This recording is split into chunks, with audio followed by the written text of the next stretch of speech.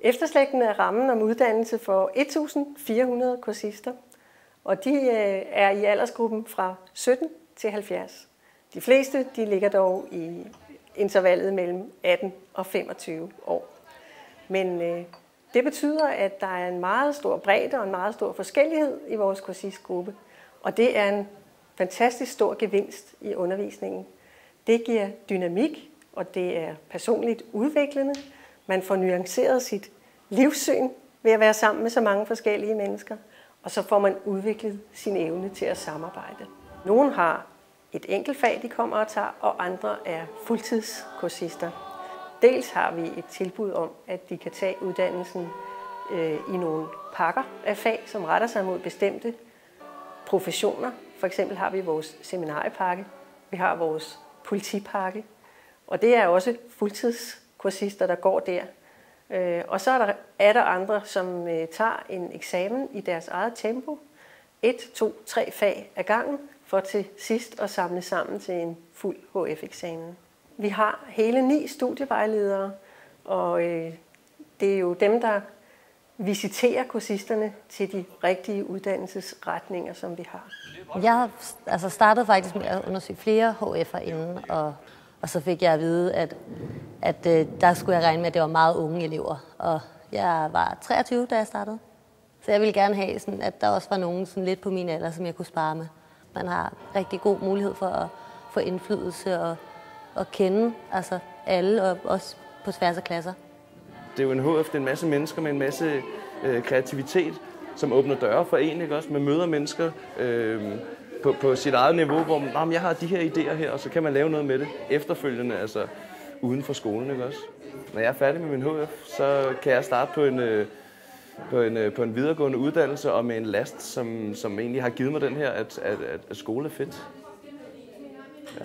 Jeg har aldrig haft det så godt med at gå i skole, som jeg har haft nu. Vi laver en masse fælles aktiviteter i form for selvfølgelig fester, ikke også? Så vi har en fredagscafé en gang om måneden, og vi har holdt 2 gode fester her på skolen, som har været en introfest, og vi har haft bare en fest, fordi at vi synes, at vi havde det godt her. Jeg har gået i gymnasiet før, og det fik ikke færdiggjort det. Så jeg skulle have de sidste fag, jeg skulle bruge. Og så det nemmeste var at starte på en HF. Og så havde jeg hørt gode ting om stedet her. Og så undersøgte jeg selvfølgelig mine muligheder, og så tilbød de en ordning herude, som passede mig rigtig fint. Som var sådan en, hvor man møder senere om morgenen. Så det var det, jeg endte op med. En B-klasse for B-mennesker. Så møder man kl. 10 i stedet for kl. 8. Jeg skal være skolelærer og være kreativ og også undervise selv, så det bliver spændende. Det skal munde ud i, at jeg meget gerne vil læse musikvidenskab på universitetet, eller fysioterapeut, eller fysioterapi senere. Lærerne, kan man mærke, har det indbyrdes godt sammen også, og det smitter også af i klasserne. Tydeligt mærke de fag, jeg har haft indtil videre, der har været god stemning i alle klasserne. Vi har nogle rigtig gode, nogle rigtig glade lærere. Det kan man mærke i undervisningen, at de har overskud til at tage sig af elever. Ikke kun at sørge for, at de følger med i undervisningen, men også følger med i klassen socialt.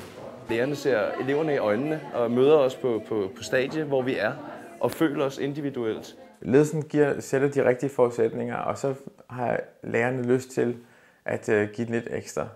Jeg synes, at der er et meget højt engagement hos lærerne, ikke? Og det rammer selvfølgelig i sidste ende ude hos eleverne. Det er klart.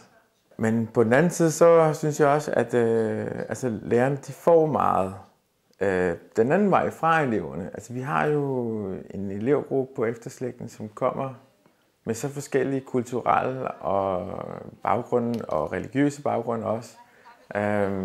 Nærmest alt, hvad man overhovedet kan forestille sig, har vi herude, ikke? Navnet Efterslægten, det betyder, og har også som oprindelig betydning, været med omtanke for fremtidens generationer. Og hvad kunne være mere aktuelt i dag, end netop at tænke på fremtiden på den måde? Vi synes jo allerede, at vi har taget hul på fremtiden. Vi har udstyret alle vores undervisningslokaler med smartboards, altså interaktive tavler, og vi stiller ikke mindre end 200 computere til rådighed for vores kursister. Og vi har naturligvis også trådløst net overalt, som kursisterne frit kan bruge. Den bedste reklame, vi kan få her på Efterslægten, den får vi gennem de gode oplevelser og de personlige sejre, vores kursister får. Så vi behøver ikke at lave reklame. Det går fra mund til øre. Og jeg kan da også nævne, at vores kursister, når de bliver færdige, går til eksamen, så klarer de sig rigtig godt. Vores resultater ligger langt over landsgennemsnittet her på Efterslægten.